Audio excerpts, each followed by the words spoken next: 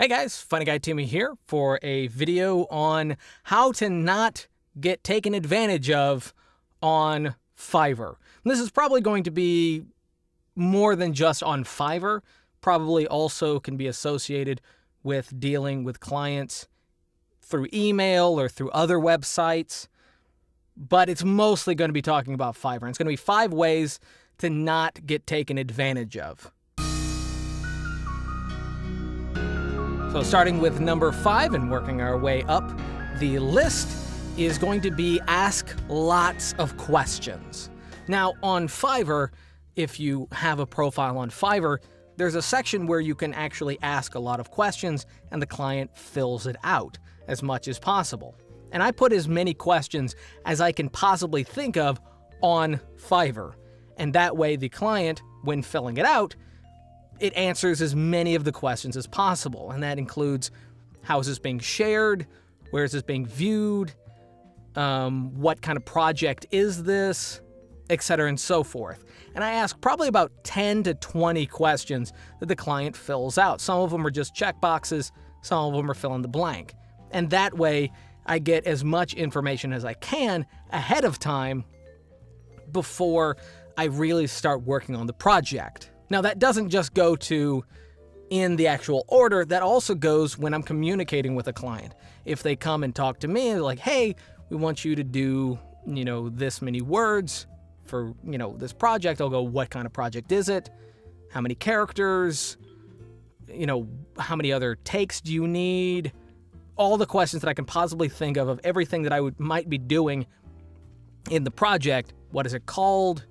Is there a link to the website where it's going to be posted, etc. and so forth. And that way I can try to figure out ahead of time whether or not to continue communicating with the client or to just stop completely.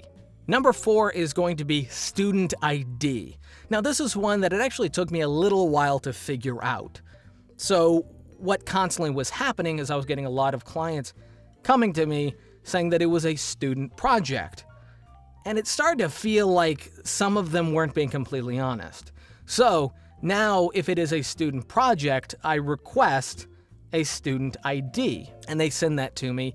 And if they say it's a student project and they can't provide a student ID or some kind of information on the school or what kind of class it is, I cancel the project because there's a good chance that they're lying to you and don't want to pay for commercial rights or broadcast rights or anything of that sort. So on Fiverr, as part of the filling out the information for the order, it has, if this is a student project, provide a student ID.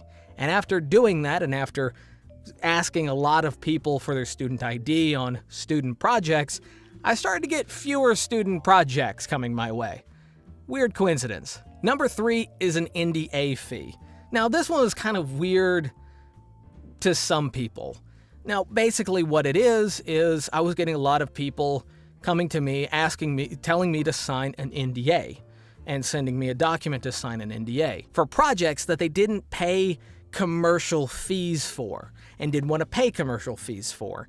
And I thought that was a little weird. So now I include an NDA fee. Basically, if someone's trying to get you to sign an NDA, there's a real good chance that you have not charged enough money. Now, I don't charge a lot for an NDA, but it does help to keep people honest. The second way to not get taken advantage of on Fiverr or any other platform is charge more. This one probably should be number 1, but I have a number 1 that's a little bit more important. But this one's really important. I guess this one might be tied with number 1, but charge more.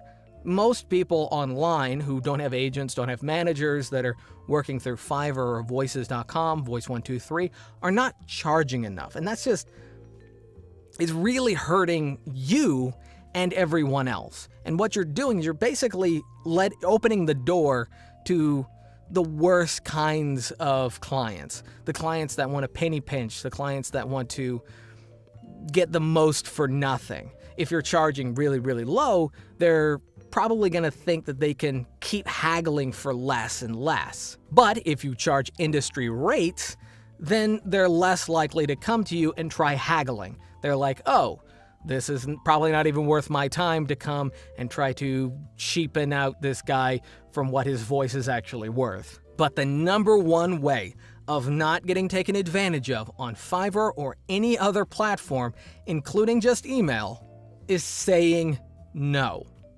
If it's a project where the client is really haggling and doesn't really accept your rates and wants to charge something that they think is fair that really isn't, you should just say no.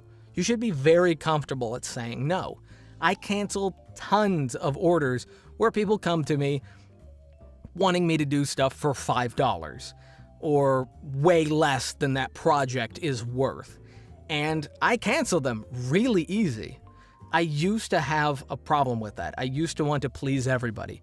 I used to want to, the customer's always right. But they're not. They're not always right. The person who really created the customer's always right thing was probably a customer and not someone who sells a service or a good.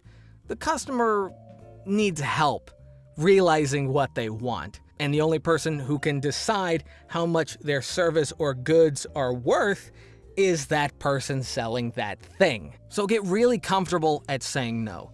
Don't say no to every project, but if it seems like this person genuinely is trying to take advantage of you, say no. It's really, really hard to do at first, but eventually you will get better at it.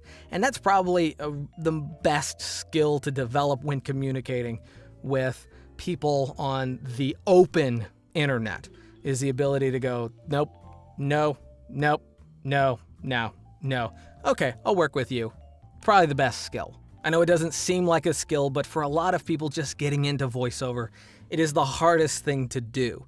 And that's why places like voices.com, Voice123, and Fiverr really took a huge hit in the voiceover industry because a lot of new people getting into voiceover were going to these sites and they didn't know what to charge. And they were charging way too little. And then the vultures of the ether came out of nowhere and started taking advantage of them. And so if you just keep these things in mind, these 5 things, you're probably going to get taken advantage of less, and you're going to start charging more, and you're going to have more flexible time. You're not going to be rushing through all your orders to get 10 done in a day. You'll be doing more like 2 or 3 a day, but making way more money. And that's your goal. Don't get taken advantage of. This job shouldn't be stressful. That's basically it. So anyway, I just wanted to record that video for you guys. Those are some things that I had learned over the years. If you like the advice, give it a thumbs up. If you think it wasn't specific enough, give it a thumbs down. Or if you didn't like it, give it a thumbs down. If you have any questions or disagree, leave that down in the comment section below. Also, if you'd like to see any other videos, leave those down in the comment section below. If you're new to this channel, please subscribe, and I will catch you later. Peace.